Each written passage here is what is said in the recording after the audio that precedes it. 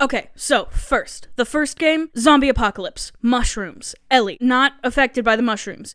Joel and Ellie go across the town because the firefly is one of vaccine, and then Joel kills all of the fireflies because if a vaccine was gonna happen, it was gonna kill Ellie, and that was not cool. Fast forward, Ellie and Joel, fraught relationship, but then Abby kills Joel. Why? Because Abby's dad was the firefly doctor that Joel killed in the first game. Ellie now is on revenge. She goes to Seattle, where Abby is, kills all of Abby's friends. Then Abby goes to confront her. Switch perspectives. Now Abby has a redemption arc. She meets the Seraphites, a group that her group has been fighting with, the Wolves. She meets these kids, it's very sweet. One of them dies, it's very sad. Then, boom, we're back at the theater. Knockdown, drag out fight. Oh my god. Ellie promises to never let Abby see her again because Lev wanted her to spare them. Lev is one of the children that she bonded with. Ellie, we cut to. She is in a farmhouse because she wanted to be in a farmhouse with Dean at the beginning of the game. Dean is her pregnant girlfriend who now had her baby. Now they're living with the baby. Tommy, Joel's brother, also very mad that Joel is dead, comes and is like, oh my god, I found Abby. Abby is in Santa Barbara. Ellie's like, oh, I don't want to go.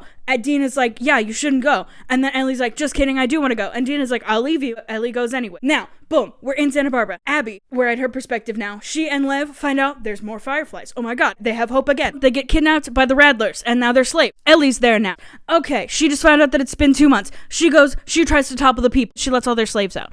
Then she goes, finds Abby, and it looks like she's gonna spare them, but then boom, PTSD flashback. She decides to kill Abby, but it doesn't work because then she almost kills her and then gets really sad about it and lets her go. Then Abby and Lev go and seek hope, and Ellie goes home, but her wounds have healed. She leaves the guitar that Joel gave her. It's really important, but she leaves it on the windowsill and walks off into her future.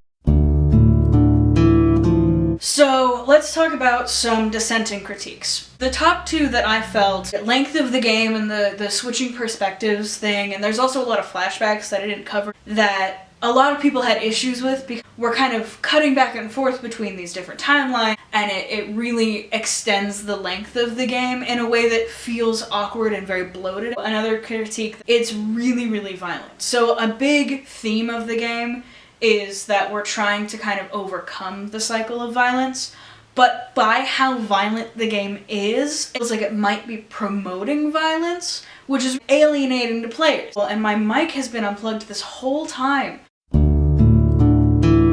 Hey, what's up? So now we're going to talk about how concepts that we covered in class apply to the media that I'm talking about. Also, Lily is here. Hi, Lily.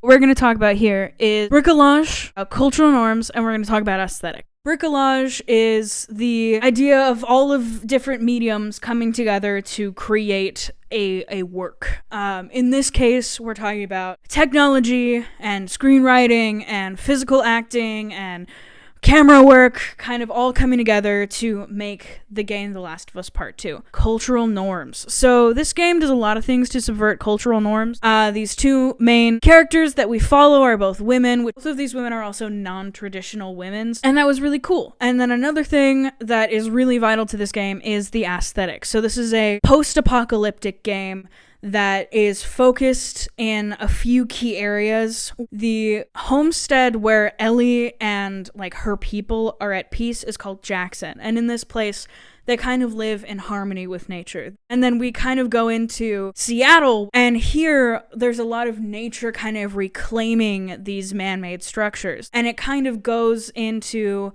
the way that these characters themselves are wrestling with their primitive instincts. So that's how the game uses bricolage and cultural norms and the subversion of those cultural norms, and how the game utilizes the aesthetics to kind of fortify the narrative. You know, they say never let them take you to a secondary location. Well, I've taken you to 4. So welcome to the 4th location, everybody. Let's talk about universal human experiences in The Last of Us Part 2. There are 2 really key universal human experiences that kind of drive the narrative of both games: grief and loss, and redemption and hope. Ellie takes her loss of Joel, how that kind of drives her to violence. This inability to process and feel that grief, and then the things that help these people feel that grief. At the end of the game, where she kind of leaves the guitar, we kind of come to this conclusion, letting herself grow into the person that she's supposed to be. And then Abby has a really interesting arc. We meet Abby at her lowest, where she kind of overcomes what she thought was her grief. But we see through her relationship with Lev and Yara that she did not conquer her grief, and the thing that she needs to do is discover what being hopeful means for her again. Why do I think The Last of Us Part 2 deserves the title of being motley? Is undeniably human, and thus undeniably beautiful. And now we're outside. Because people are nature. Decompose. I woke up in the morning about 9:30, the hacks in the book.